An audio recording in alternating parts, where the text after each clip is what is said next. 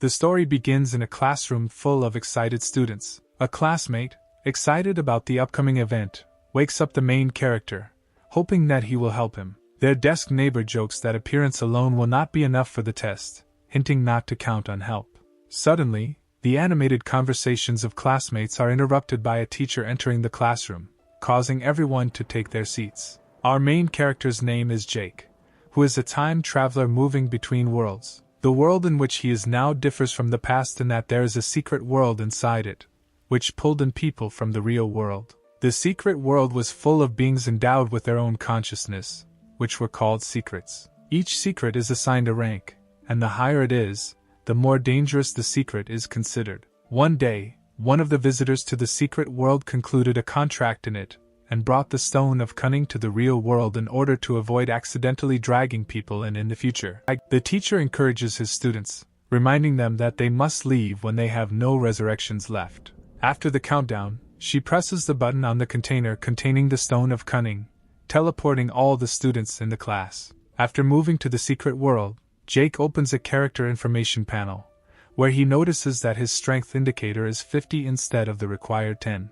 Smirking, the main character suggests that this is a strength bonus for the handsome guys. In the distance, the guy saw the hospital he needed to go to continue the test. But unfortunately for him, at the very beginning of his journey he stumbles upon a secret. This secret was a woman with a slit mouth who constantly asked if she was beautiful. Jake tried to calm down and remember what they talked about this secret in class and how to deal with it, but he forgot everything they went through in school. He couldn't think of anything better than to pretend to be a fool and just run away. But the woman with the slit mouth did not lag behind and continued to ask him if she was beautiful. Pushing Jake into a dead end, she repeated her question again and again, and then attacked him with her weapon. Suddenly, her attack is blocked by a system prompt that hints to the main character on how to defeat this mystery. Rejoicing at this chance, the guy begins to provoke the woman, but, unfortunately for him, the system window disappears, leaving him practically unarmed. The stranger's excessive arrogance and confidence infuriated the mystery,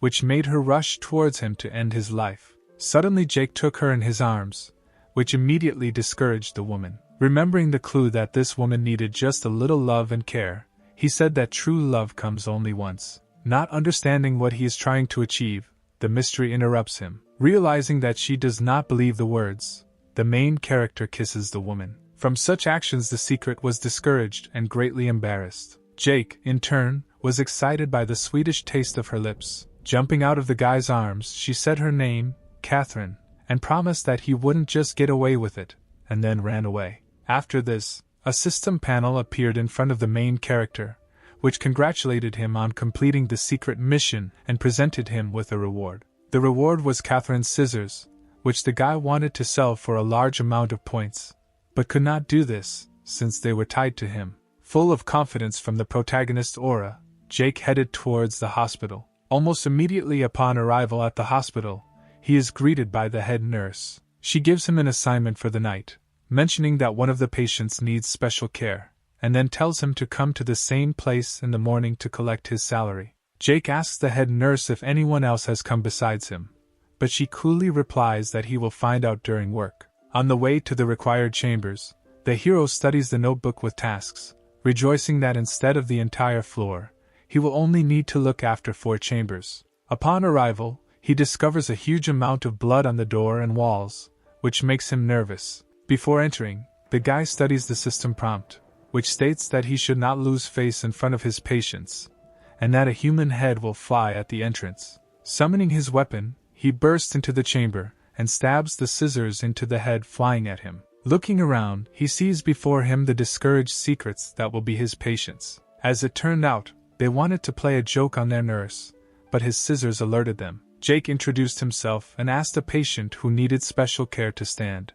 When it turned out that the patient was a headless girl, he apologized and decided to take the scissors out of her head. Suddenly a clue appeared that hinted that this secret would kill him as soon as the scissors were put away. Then Jake decided to cut her head into pieces, which greatly frightened the rest of the secrets in the ward. A new hint told him that now they would not contradict him. The main character offered to return the girl's head to its place, but she, overcome with fear, refused and began to collect pieces of her head on her own. Suddenly, an alert is heard from the speakers that a nurse is needed in the next room. As soon as Jake approached the room, a system prompt appeared in front of him.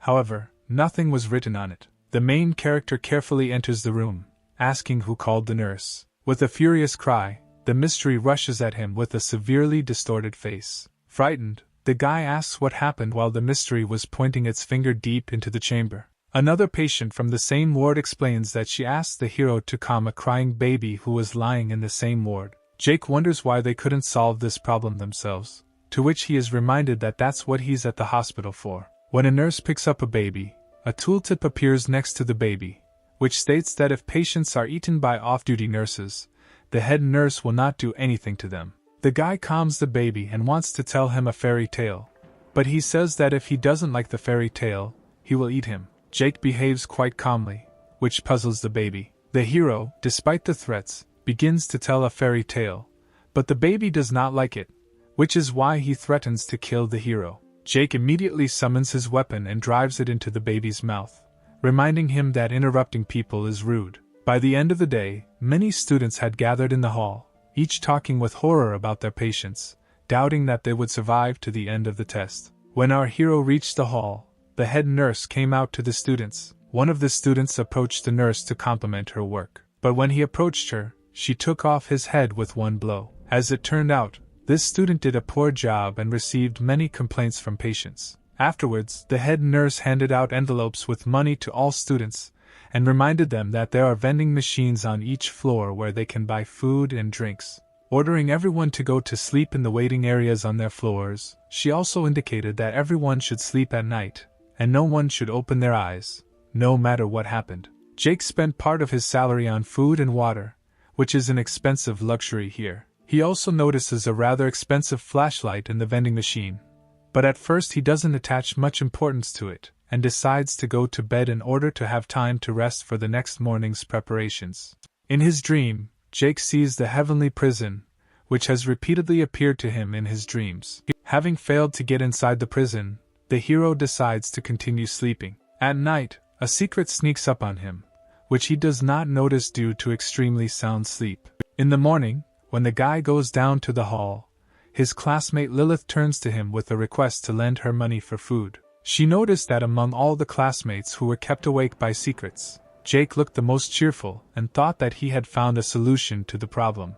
Lilith continued to beg the hero, but at that moment the head nurse entered the hall. Reporting that 5 students had died overnight, she distributed new instructions to the remaining students. This time, Jake had to take medicine to a patient from a room he had never been to before, so he decided to ask other patients about the new secret. It turned out that no one had seen this patient in person, but they said that he often ate his medical staff. Approaching the room, a system window opened in front of the guy, again helping him cope with the mysterious patient. This patient turned out to be a vampire, to whom Jake brought a cocktail according to the recipe from the tip, from expensive coffee, jasmine and glass crumbs. The patient really liked the cocktail the nurse made, and she drank it in one gulp, which frightened the hero. In gratitude, the vampire gave the guy money so that in the future he could bring her more of her favorite drink. Taking the money, Jake began to buy food from the vending machine, again noticing the expensive flashlight. This flashlight was clearly there for a reason, especially for such a large sum, so the hero bought it, thereby unlocking a special task. The guy's thoughts about this task are interrupted by Lilith running towards him and begging him for help. However, Jake, without hesitation, hits the girl in the face, causing her to fall to the floor. The main character says that there should be a mole on his classmate's chest, which this girl does not have, and he advises her to be more professional in the future. At this moment, the secret tears off its disguise, showing the guy its true essence. Mystery realizes that her rival is not so stupid and says that she will allow him to become her prey.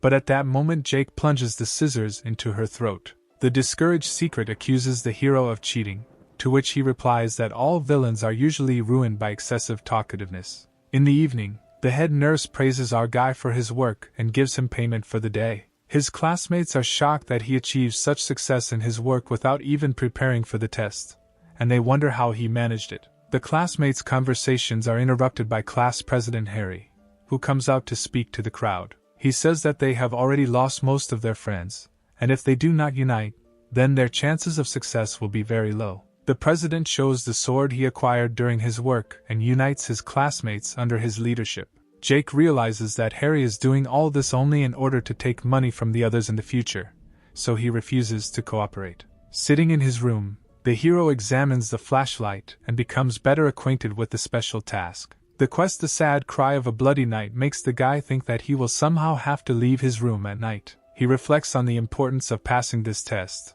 and is also concerned about a special task, because upon completion, his chances of entering a prestigious university greatly increase. Noticing that everyone in the secret world is pursuing their own interests, he refuses to cooperate with Harry, because, in his opinion, he has never been a good person. At night, Jake gets out of bed to begin a special mission and discovers that the hospital looks completely different than it does in daylight. As it turns out, the flashlight needed for this task only works for 3 hours from the moment it is turned on. Suddenly the hero hears a noise coming from outside the door of his room and decides to check what is there. Looking through the door peephole, he sees an eye looking straight at him. Behind the door, the voice of his classmate is heard, who asks the guy to save him from the impending danger, but Jake decides not to open the door, since he does not know for sure who is behind it.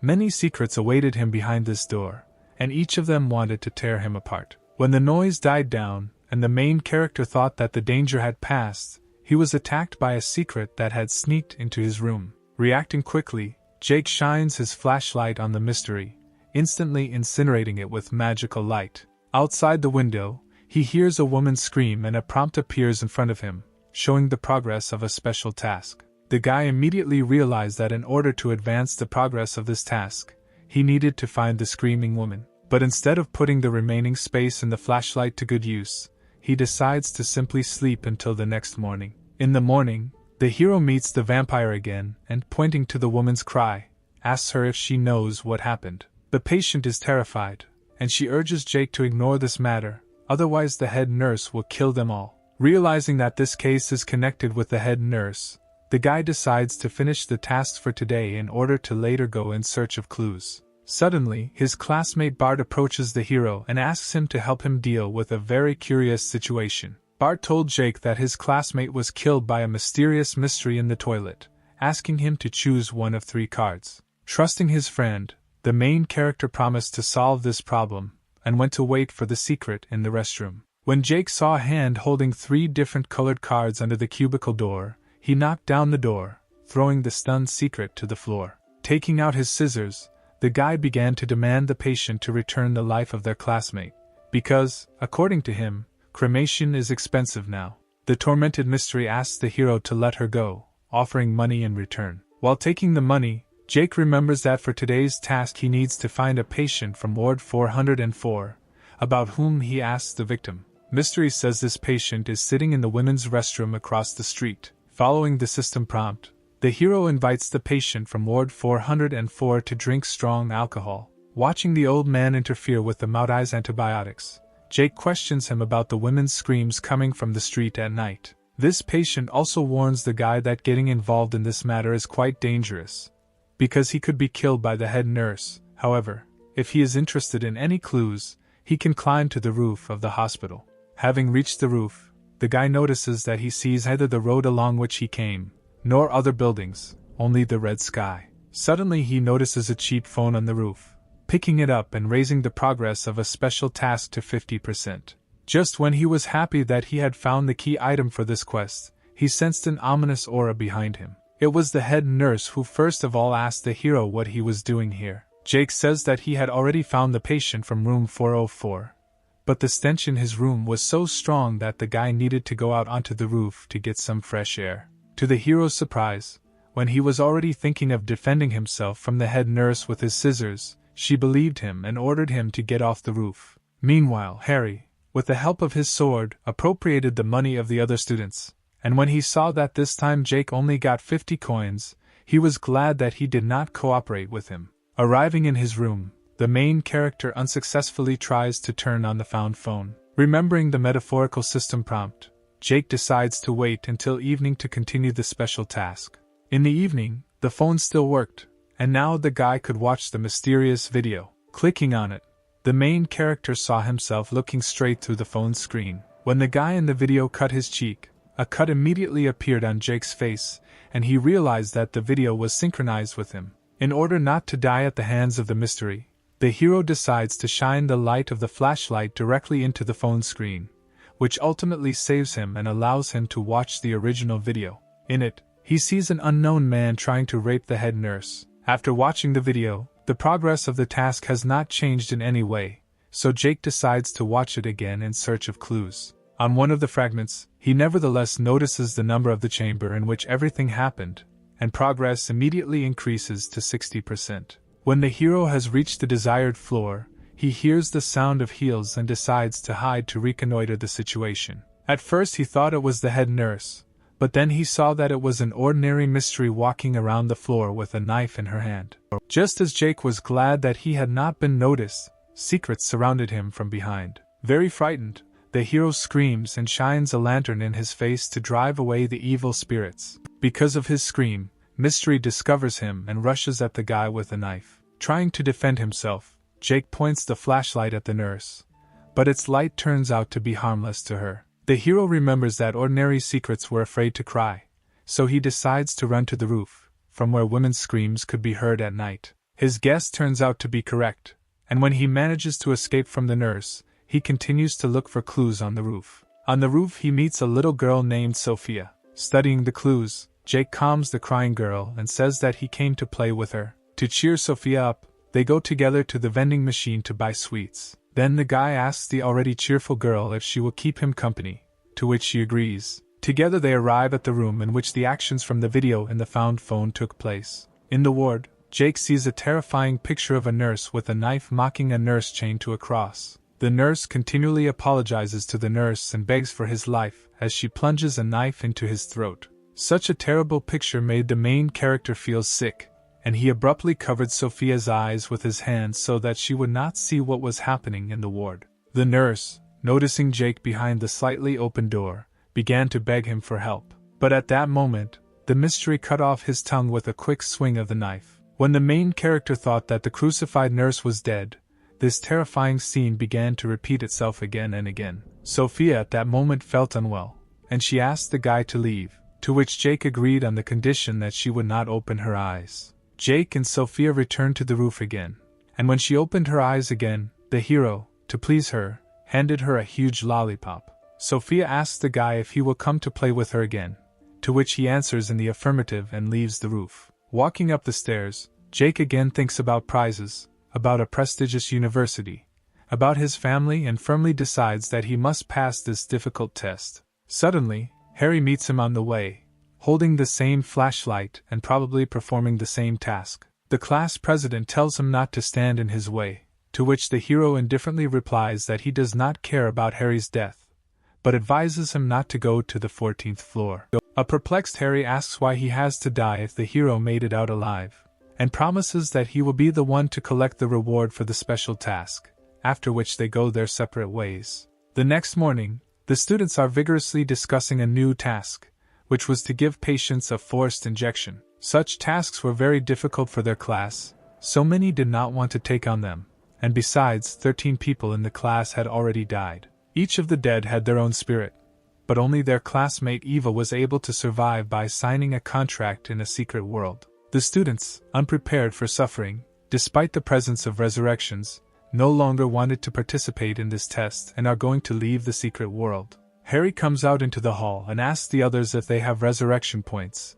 to which there is an awkward silence. It turned out that Harry, Lilith and Bart had already lost their resurrection points. Jake says that there is no reason for them to stay now, because if they die in the secret world, then they will die in the real one. But the classmates, filled with confidence in their abilities, are not going to give up and intend to persistently go to the end. Having bribed the old man with alcohol again, the main character copes with his task without much difficulty. As Jake leaves the room and wonders how the others did, he runs into Harry standing in the hallway. The guy wondered why the class president came to him, and assuming that he would ask for help in completing the task, he immediately refused. Unexpectedly for the main character, Harry begins to apologize for his behavior, explaining that he has no choice. Jake stops him, reminding him that he didn't give the president his money, so he has nothing to apologize for. Having again asked for forgiveness, Harry said that he ended up in Ward 1401 on the advice of one of the patients,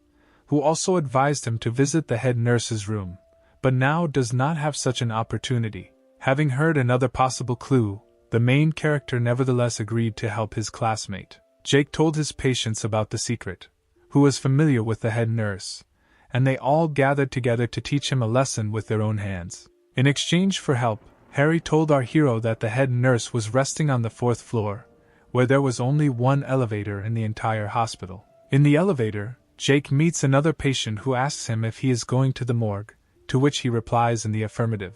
The patient considers the guy abnormal, because even she, being a secret, is afraid of the ghosts there. She tells the main character that this hospital has existed for hundreds of years, and unidentified bodies are lowered into the morgue, which periodically come out to take a walk. Mystery wanted to scare Jake by showing him the bracelet that the head nurse usually hangs on the hands of walking corpses, but the guy steals it unnoticed. Arriving at the minus floor, the patient became nervous and tried to quickly close the elevator doors. Wondering why the mystery was so afraid, the main character saw a dead man rushing straight towards their elevator. Jake stopped the elevator doors, explaining that this dead guy just wanted to ride the elevator. In the elevator, the guy asks the dead man if he washes his brain-damaged head, which confuses both the dead man and the mystery traveling with them. On the next floor, Jake helps another mystery in a wheelchair, then also asks a tactless question about how she washes herself.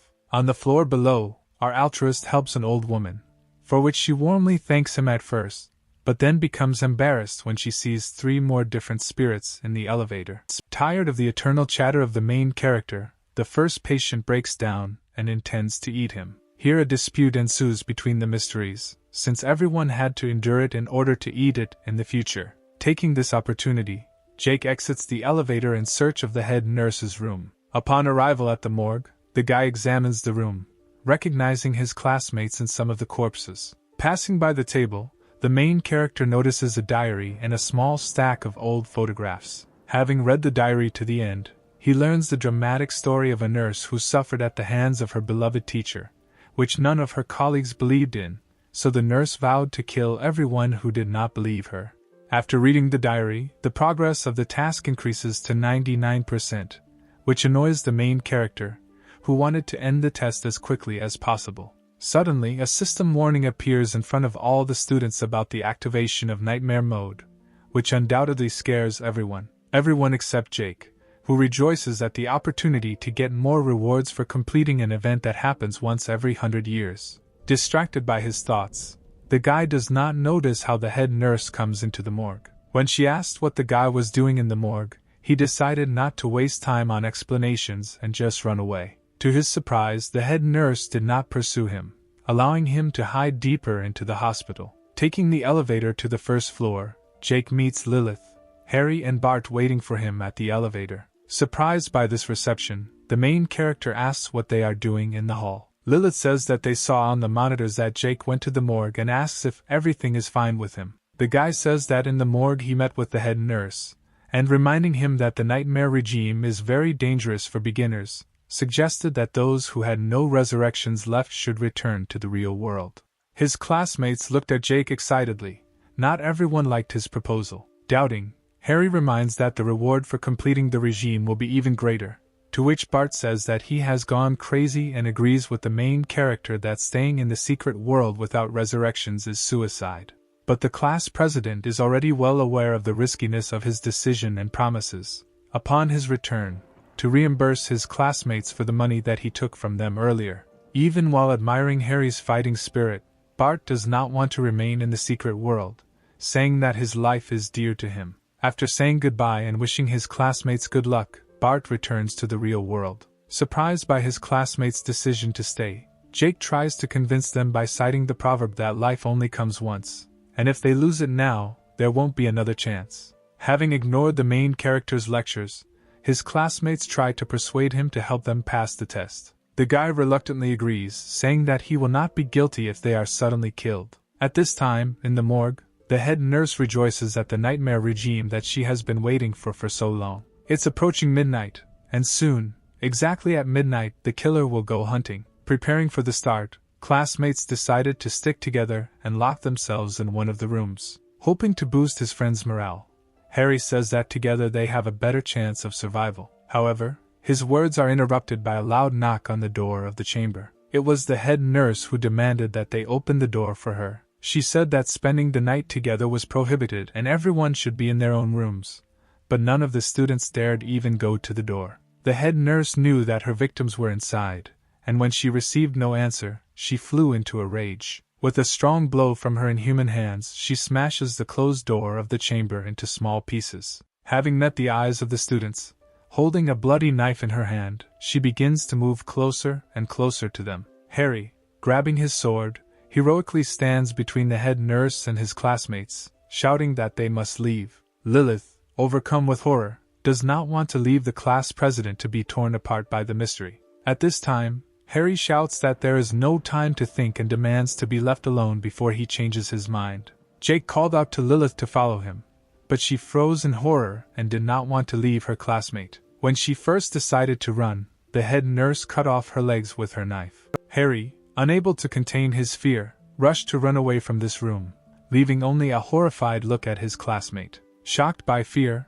pain and bewilderment, Lilith continued to call out to the figure of the class president moving away in the corridor. Sensing something was wrong and seeing Harry running by, Jake turned to his classmate. After all the encouraging speeches and promises, she couldn't believe that Harry would just run away, leaving her to fend for herself. Jake screams with all his might for Lilith to return to the real world. Just as she opened the system window and thought to escape, the head nurse pierces her helpless body with her knife, delivering blow after blow. Realizing that he can't help her now, Jake runs away. Having finished with her victim, the nurse raises her terrifying gaze after the fleeing guys. After running many floors in search of salvation, Jake and Harry stop to catch their breath. Feeling guilty for what he did, Harry begins to make excuses to the main character, saying that he himself would have done the same. Overwhelmed by emotions, the president says that his father is terminally ill, his own mother abandoned him, and his beloved grandfather, unable to bear such grief, died.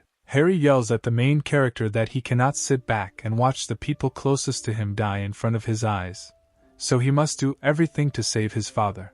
After catching his breath, Jake says that Harry needs to stop pretending that he has the hardest life and that he doesn't have to make excuses for him. The main character asks the president if he knows that Lilith was going to invite them to dinner if they all survived. She told Jake about Harry's family, and hoped to pass the test to help his family. Overtaking the president, Jake agrees that people make choices only to please themselves and then they themselves are faced with the results of their choice. Having walked the stairs to the very end, the hero opens the door leading to the roof, where he again meets Sophia. Very happy, she hugs Jake, asking if he came to play with her. The hero apologizes, saying that they won't play this time, but he wants to tell Sophia something. The ringing clatter of heels interrupted their conversation, and turning around, Harry was horrified again. The head nurse caught up with them again, but this time they had nowhere to run. Jake sensed the strong aura emanating from the secret and covered Sophia with his arms, protecting her from the impending danger. The hero realizes that they cannot overcome such a powerful secret,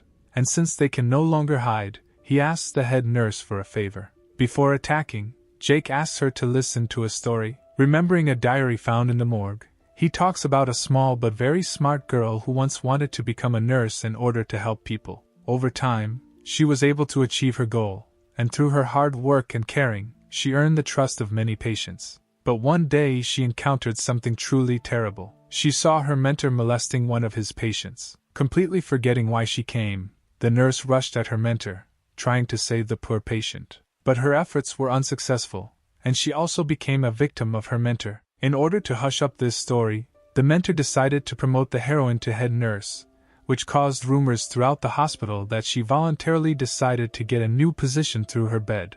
But when she tried to convey the opposite to people, no one believed her.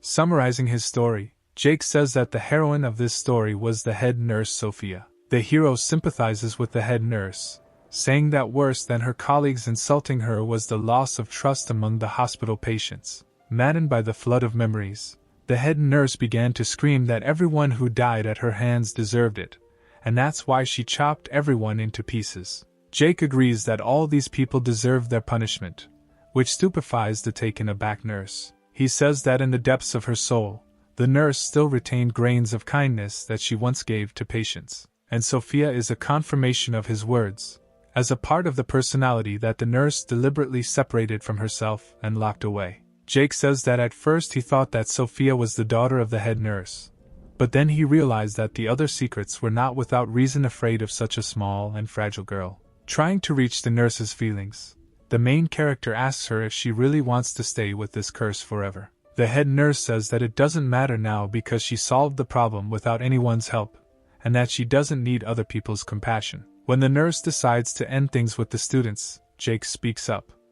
That they still can't defeat her, so he takes Sophia hostage, because she and the nurse are connected, and she shouldn't get hurt. Suddenly, Harry stabs Sophia with his sword, causing her to fall to the floor and begin to cry. Harry is sure that by killing the girl, he will get rid of the head nurse and thereby pass the test, receiving the long-awaited prize. Suddenly the president's head falls to the ground and, not understanding why the nurse is still alive, Harry dies. Tired of everything that is going on around him and grinning at the stupidity of his victims, the nurse decides to end them once and for all. The nurse's path is immediately blocked by Sophia, who begs her to stop. She says that all those who hurt the nurse were indeed cursed, but it is all over. In response to the nurse's cries that those people did not pay enough for their sins, Sophia clarifies that she is not talking about doctors and patients, but about her and the nurse. Sophia says she understands how unhappy the head nurse is because she feels the same way. The girl hugs the silent secret,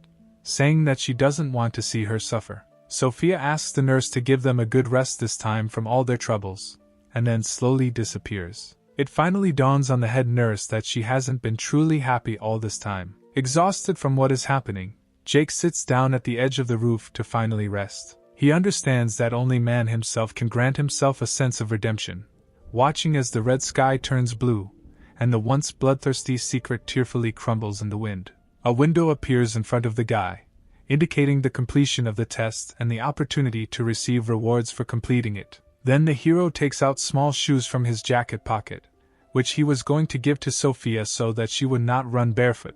But, unfortunately, he will no longer have this opportunity. Meanwhile, system windows appeared one after another, showing items received for tasks and improved characteristics of the hero. Just when Jake was happy with his rewards and thought that he would return to the real world, the window began to show interference upon his return and he was transported to an unknown space. Meanwhile, in the classroom to which the students were supposed to return, only a couple of people remained alive. The school principal asked Bart, who was sitting in class, if he was sure that when he left, the nightmare regime had begun. Bart replied that he was sure, otherwise he would not have been able to leave the secret world beforehand, and pointed out that the last time he saw Lilith, Harry and Jake. Realizing the gravity of the situation, the director notices that out of 3 students, only 1 survived.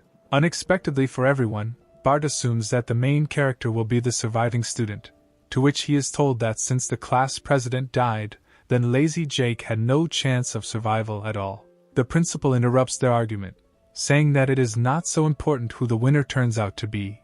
What is more important is that he will be the pride of their school. The others wonder why the survivor hasn't returned yet if the ordeal is already over. Jake, meanwhile, is transported to the Sky Prison, which so often appeared to him in his dreams. A huge steel fence slowly rises higher and higher, allowing the hero to reach the main gate of the tower. Going inside, the guy is surprised that this time he was able to go further, because many times he had to stay outside the tower. In the center of the tower, near the old spiral staircase, Jake is greeted by a system window, calling him a slave. Suddenly the hero is surrounded by a bright light, enveloping his consciousness. Images of different corners of the tower appear in his mind, each of which he can fully experience, as if he were already there. Jake then realizes that the tower is a real place and feels that everything in the prison is now under his control. However, when a spider hanging on a long string of web matches the hero's head, he is indignant that this place is too ugly.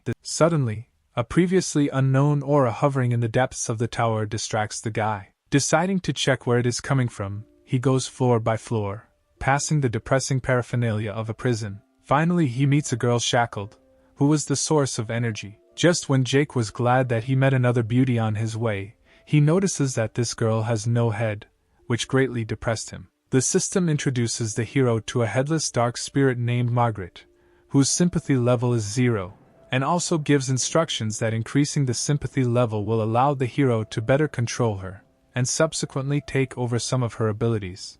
Stunned by the power of the aura, Jake wonders what level of mystery this is, because its pressure feels almost like the pressure of the head nurse. Making an arrogant grimace, the guy tries to suck up to the spirit by offering various foods, but this only intensifies the pressure. One by one, Jake went through the options to somehow get along with the spirit, but nothing that came to his mind suited him. Then the hero comes up with the idea to invite her to take a walk away from the thick walls of the tower, from which the tension subsides, and Margaret, shuddering for a moment, seems to come to life. Shrouded in an ominous aura, the mystery slowly began to approach the guy. After reading the system prompt, Jake extended his hand to the girl, promising that if she came with him, he would help her find her head. Despite the hero's friendliness, Margaret makes it clear to him that she is not in the mood to obey any person. Wanting to teach a lesson to the unexpected guests, the spirit created many magical chains with which she wanted to shackle the hero in an instant.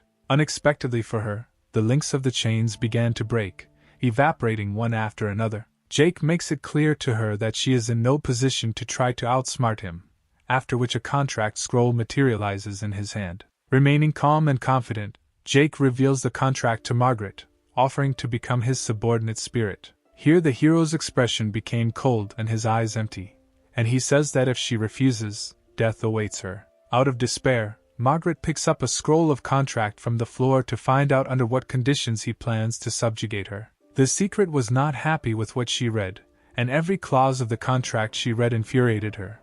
While Jake, with a smug look, awaited her decision, Margaret read one of the lines, wondering how the guy decided to write such a thing, but the confident grin did not leave the hero's face. Mystery considered each of the points so humiliating that she would rather accept death than submit to a person on such terms, and was about to break the contract, but noticed that one of the points was Jake's promise as the owner to help return her head.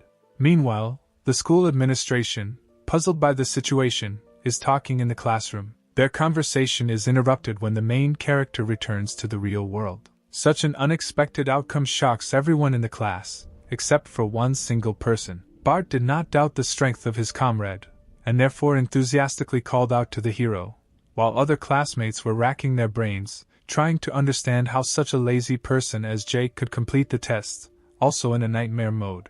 Suddenly, the teachers rushed to the hero, asking him if everything was okay with him. The director handed him a mug of hot tea so that he could properly relax. As soon as the guy wanted to say something, the director immediately interrupted him, saying that he did not need to be shy, because he was now the ray of hope of this school. However, Jake stopped him, saying that he was not shy at all, because he was more worried about the mug of hot tea burning his hand. The director immediately threw the mug away, ordering the teacher to take it away, because it could harm the guy's hands, to which she exclaimed that the director himself was to blame, because he had not cooled the tea in advance. Suddenly a familiar voice from the doorway calls out to Jake. The famous and beloved Eva wanted to talk to the guy about something. At first, both the director and the hero froze in bewilderment, because it was unknown why the most popular girl in school needed him. But then their bewilderment gave way to satisfied grimaces, as soon as Jake thought that he had activated the main character's aura, and suddenly this beauty fell in love with him. The young man and the girl went out into the corridor, where Eve congratulated him on passing the test and especially the nightmare regime. Having decided not to tell anyone about the contract with Margaret for now, the guy denies it, saying that he cannot compare with Eve, because she entered into a contract with a secret. But suddenly for Jake, the girl hinted that she knew about his contract with the headless spirit. Her words were so unexpected that the guy was embarrassed for a minute, and an awkward silence ensued. Trying to get out of an embarrassing situation, the hero mentally asks Margaret how Eve knows about her existence. Surprised by this question, Margaret says that after concluding contracts, subordinate spirits can interact with each other. Then Jake was indignant at why she did not tell him about such an important thing earlier. Suddenly Eve asked how many items his spirit demanded in order to conclude the contract. When the hero asked her about it, she wanted to know if he killed Harry and Lilith in the secret world, and told her not to pretend that he had no idea what she was talking about, because she had to sacrifice 13 people to the spirit. While listening to Eve, Jake asks his secret if she knows what they are talking about, and she reveals that when entering into a contract, people are usually at an extreme disadvantage and there are practically no equal contracts. Margaret is jealous that she received nothing in return and draws the hero's attention to how well she treats him. Eve says that she and Jake are most likely the only students who have entered into contracts with secrets, so it would be nice for them to get to know each other better, for which she asks Jake for his contact information. A couple of hours later, a crowd of adults gathered outside the school, waiting for their children to return from the secret world. Horrified and filled with hope, people listened to the long list of names of students who died in the test, hoping not to hear the name of their child in it. Jake had just left school when Margaret immediately said with caution that trouble should be expected from Eve and offered to kill her. In response to this, the hero became very embarrassed, explaining that in the real world they cannot just kill whoever they want, and was surprised how such a beautiful girl constantly wants to kill.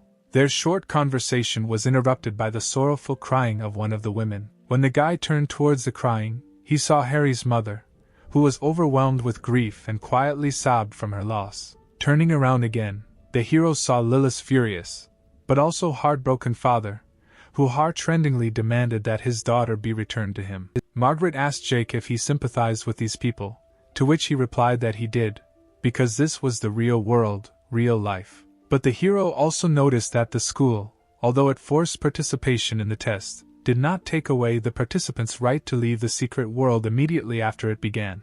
So if someone really did not want to participate, they would immediately go out into the real world. The guy's reasoning was interrupted by the ringing call of a voice well known to him. It was his sister, who had already tried to shout to the pensive hero. Approaching Jake, she gently ruffled his hair and said that his favorite dish was waiting for him at home. On the way home, the sister told the hero how worried she was about him, especially after the news that many people from his class had died during the test, and asked him not to return to the secret world again, because the hero would not have done that with his grades not to any university, but she had already found him a suitable job.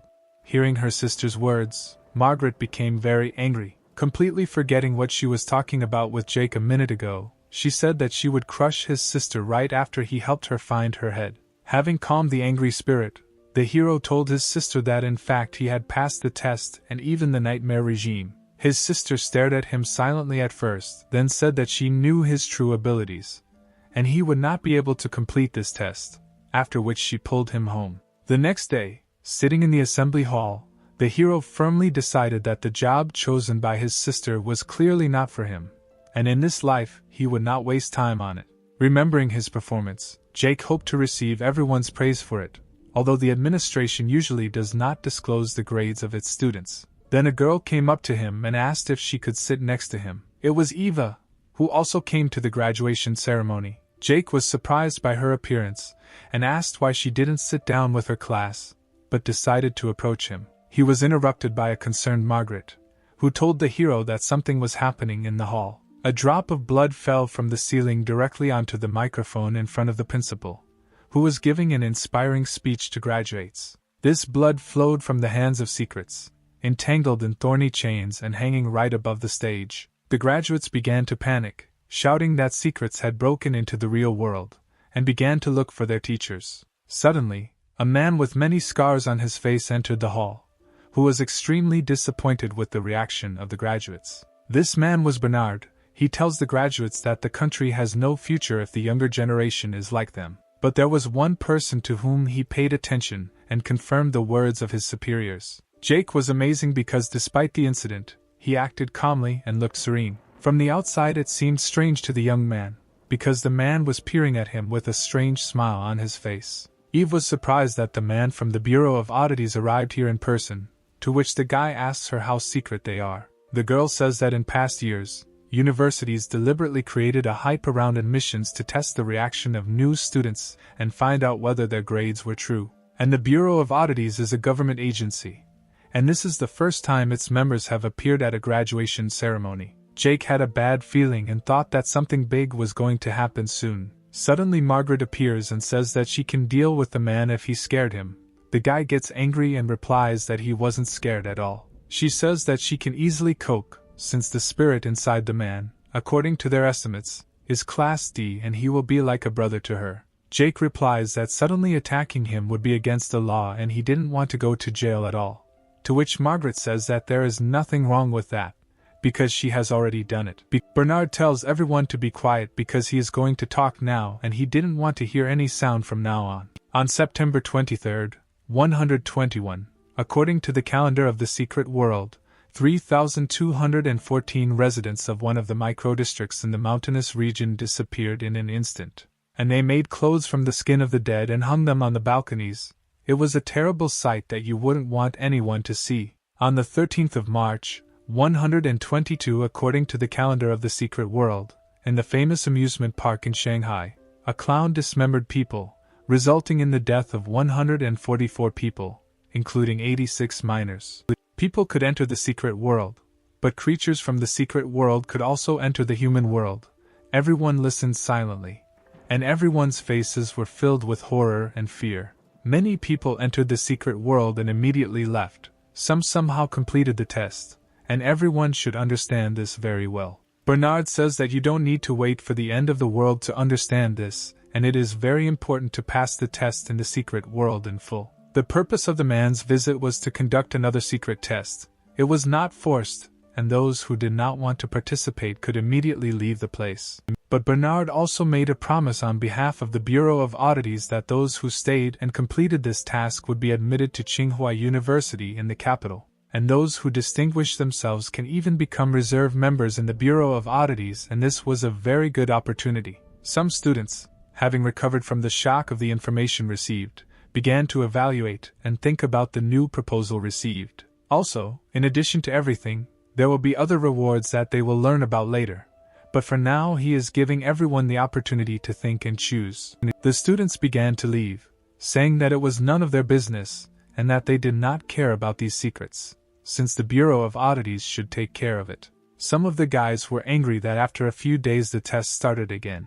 Everyone just wanted to finish the ceremony. Jake asks Margaret to let him go since he didn't want to participate since it's only been a few days since the last challenge, and he hasn't had enough fun yet, and she wanted him to go to the secret world again. She tells him that he promised her to find the head, and he will not be able to find it unless he returns to the secret world. She added that she will not tolerate deception. The young man shouts indignantly that in this case she also cannot control his body, since he is her master. Margaret says that he was the first to agree to find her head, and signing the contract does not count.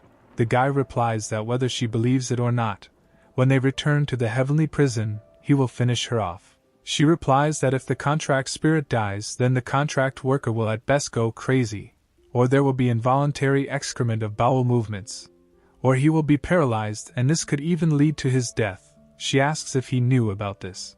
The guy sweated and was angry that all these nuances were not mentioned in the textbooks, and those who wrote these textbooks were incompetent. Bernard was glad for the remaining students, and was proud of them.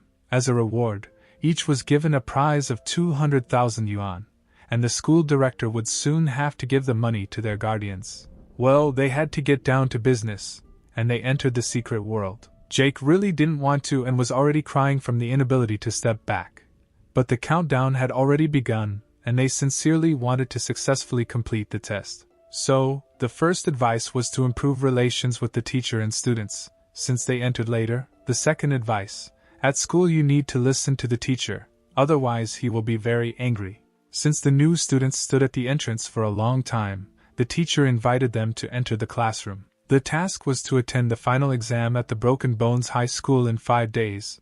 They were given 5 days to complete the task and they could not refuse to participate in the first 2 days. The teacher told the newcomers to come in and introduce themselves to everyone. The black-haired one was supposed to be the first. The guy was surprised that he was the first. The young man began to sweat and looked at the already seated students, who were looking at him in response with coldness in their eyes. Daniel says he is 18 years old and likes to sing, rap, and play basketball, and usually likes to eat chicken. He turns to the teacher and adds that he has finished the performance, to which he says that since he has finished, he can sit down. Jake didn't believe that it would be so easy, since it couldn't all end like that, and there had to be some kind of trap. As he thought, The teacher laughed and hit the guy on the head while he was not looking, and it exploded. Blood got on Jake, and he was discouraged. Although he knew that this could happen, he did not understand why everyone liked to hit him on the head so much. The young man turns to Margaret and tells her that it is time to show her strength, and she must cut this thing. But she replies that she spent all her strength controlling his body and now she needs to rest and recover.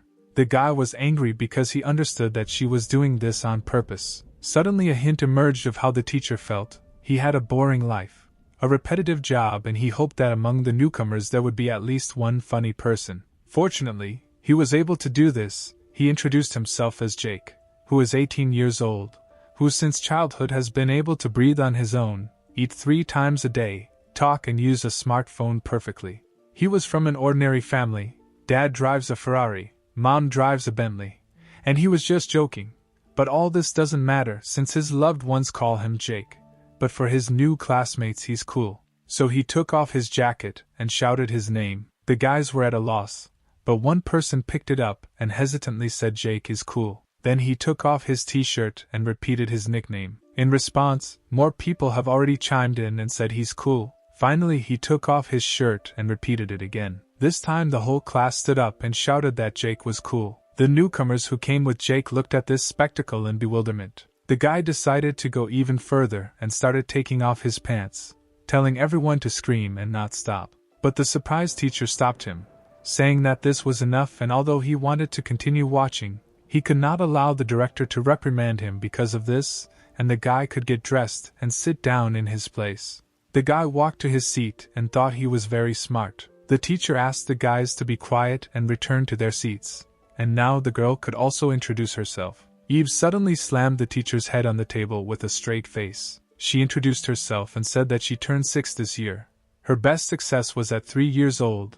Then she punched a nursing home and kicked a kindergarten. She added that it was better for no one to get along with her, otherwise they would die.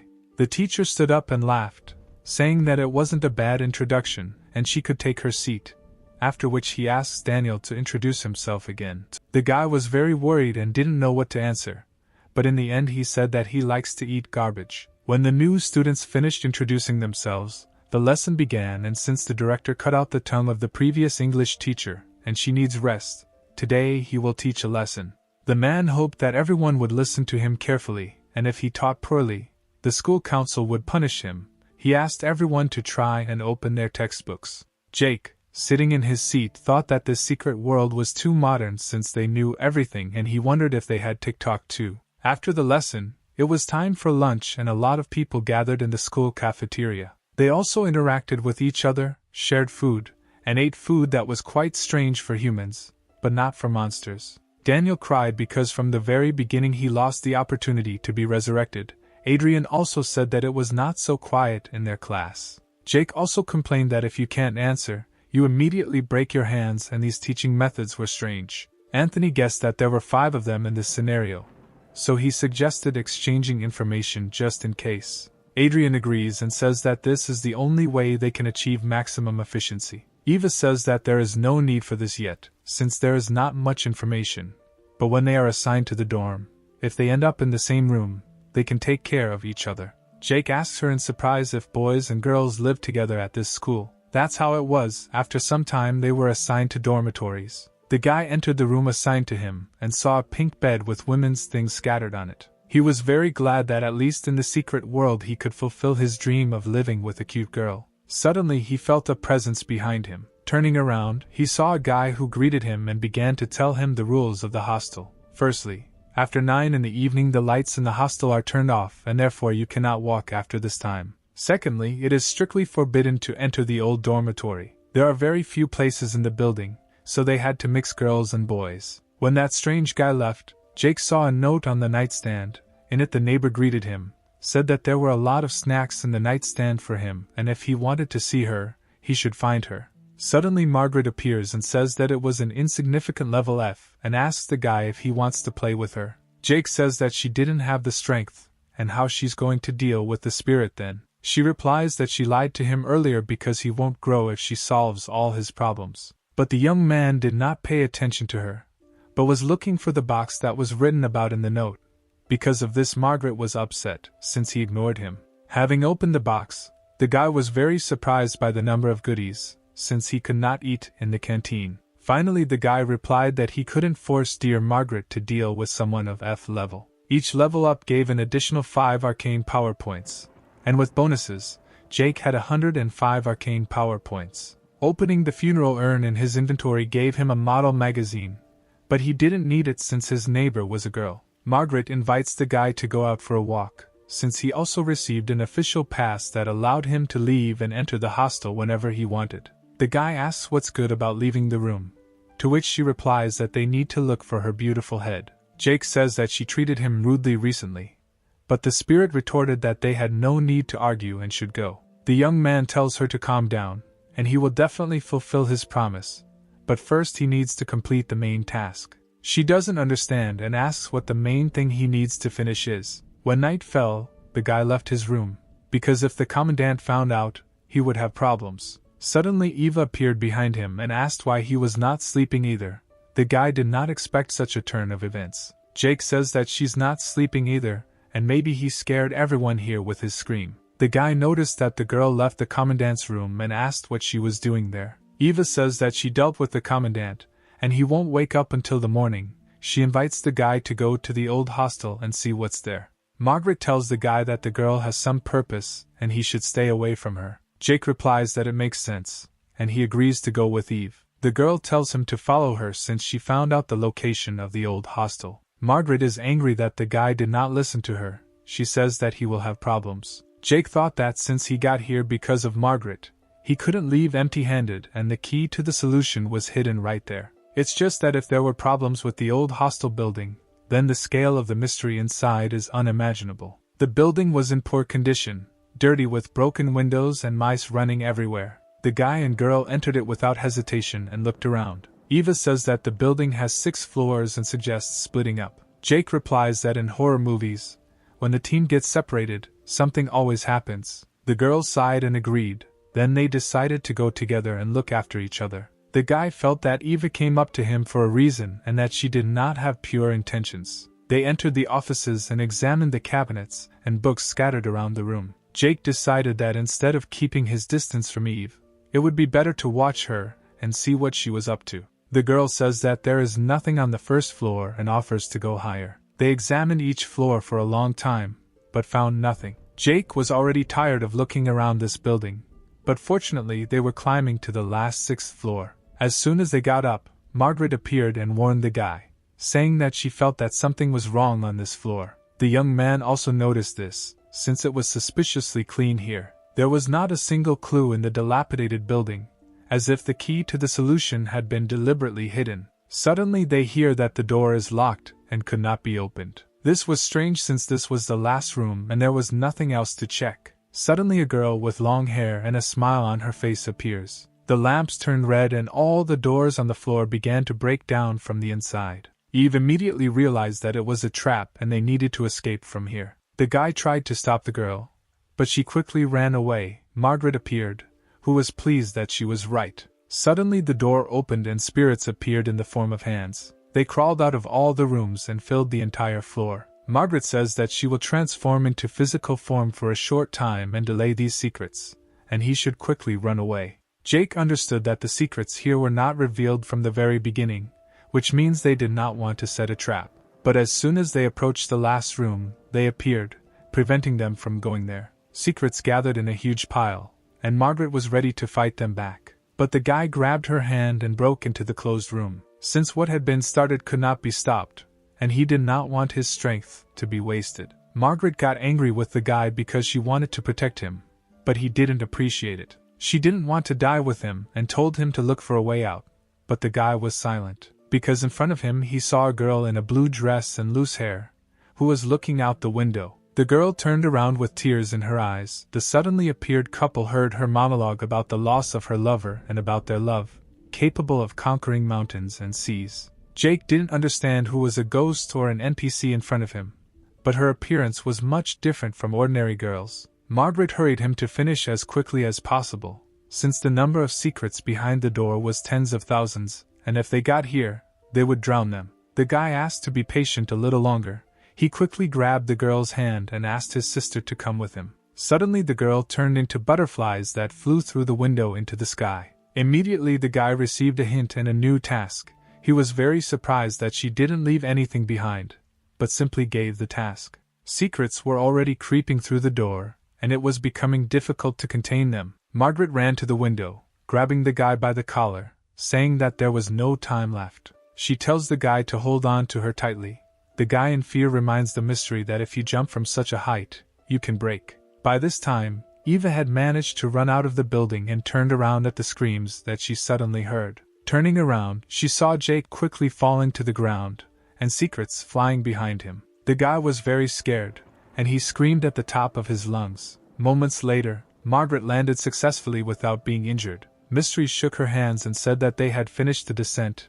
The guy vomited. Jake says it was much more exciting than the amusement rides. Eva approached him and handed him a handkerchief, asking if the guy was okay. She asks why he didn't run away with her, to which he replies that he chickened out and ran to the restroom. The girl realizes that this was a stupid excuse and asks the guy if he found a clue, and whether he unlocked the task. Jake is surprised that he was quickly figured out. Under pressure from the girl, the guy says that he received the task, and now they need to go back and sleep. He began to leave dissatisfied, feeling like a loser, and the girl looked after him. Suddenly he tells him in the back that he will buy a lead for $100,000. Jake says he's not that kind of person and everyone gets leads because of their abilities, but by using money she insults him. Eva offers €200,000, but the guy replies that he will never give up the lead.